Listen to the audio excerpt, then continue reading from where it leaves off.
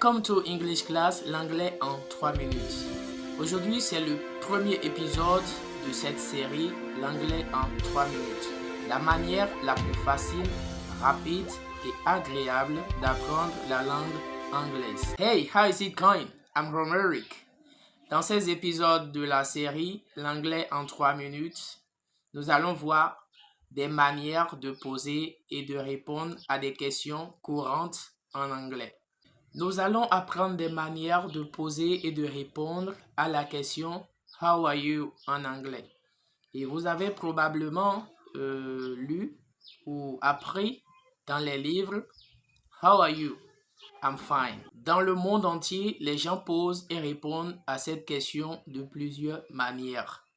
Nous allons d'abord revoir ceci. How are you? I'm fine. I'm fine. Et voici d'autres manières de répondre à cette question. Pretty good. Pretty good.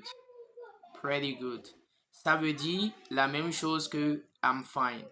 I'm fine. Voici une autre manière. Not so bad. Not so bad. Not so bad. Vous pouvez utiliser cela quand vous vous sentez bien ou comme ci, comme ça. Maintenant, voyons quelques manières différentes de demander comment quelqu'un va. Hey, how is it going? Hey, how is it going? Alors, si vous ne vous sentez pas bien, vous avez juste à dire not so good.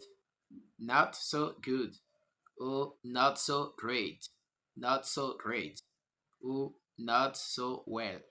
Une autre manière, une autre version, une version ordinaire de How are you, c'est What's up? What's up?